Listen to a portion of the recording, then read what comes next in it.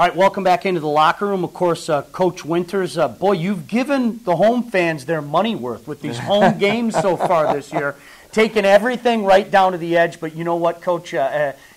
All is well that ends well. You guys have found a way to win games, and certainly that's what happened last week against Northern Michigan. Yeah, wasn't that fun? Oh, it was a blast. I mean, the most fun game that we've had all year, I think. It was a great offensive and defensive game for 3 quarters. You're up 31-10, and you feel like, hey, we've put it together. We're finally put it together.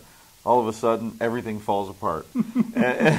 and now it's 31-all, and you're like, oh, my God, you know, we've got to step up. And then the offense goes boom, boom, boom, touchdown.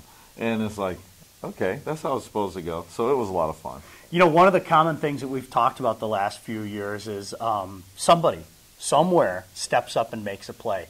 And last week it was Steve Conway, and I made the joke that, you know, he's as tough as Chuck Norris and everything. But I'll tell you what, that kid, the hit that he took and to hold on to the ball and then to not react and take that penalty, I mean, that's the kind of stuff that I think we're used to, dare I say, the Warrior way. Yeah, it was awesome. I mean, I think as you look at it, the helmet pops off, you know, and it was a totally illegal shot.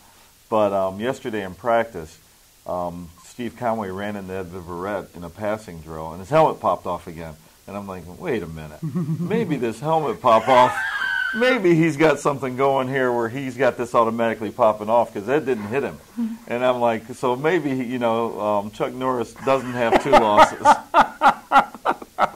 You know, Coach, it's one of those things, though, we've talked about it so often. This league, you can't sleep on anybody. I mean, that's the way it is. You know, Northern Michigan, we talked about it last week. They knock off Grand Valley, and they came in here and gave you everything you could handle. And, again, it's a testament to always having to stay on your toe as a head coach in this conference. Yeah, you know, Northern Michigan was a legitimate team. They were a good football team, and their win against Grand Valley was legitimate. They played their rear ends off, and you give them a lot of credit for having the character to keep fighting after being down 21. And it'll be the same way this weekend. The Ferris team is a very good football team, maybe the best offense in the league right now, and it'll be a challenge for us. You know, it's crazy. Scheduling quirk the next couple of weeks, as a matter of fact. I mean, you're facing 2 teams in your own state, in your own conference that you haven't seen in 3 years. Of course, we'll talk about Grand Valley next week, but Ferris, we haven't seen them in 3 years. And as I recall, some kid named Joik Bell scored 6 touchdowns the last time you guys played Ferris. What happened to that kid? He's a pretty darn good player. But, hey, look, it's a different team for you. And as you mentioned, this is a different Ferris team as well. Yeah, they're a good team. They have a new coaching staff, and they've done a fantastic job offensively. They're spreading the ball around. It's all over the place.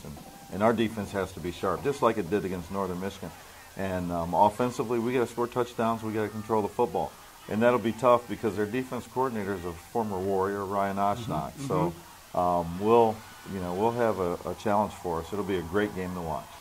Before we let you go, of course, I'd be remiss if I didn't ask you for the keys to a Warrior victory on Saturday. Well, I think, first of all, our defense has to do a great job of stopping their quarterback. He's the man. I mean, he runs it, he throws it, he's making so many plays. I think the last 3 or 4 weeks he's been Player of the Week twice. Good football player.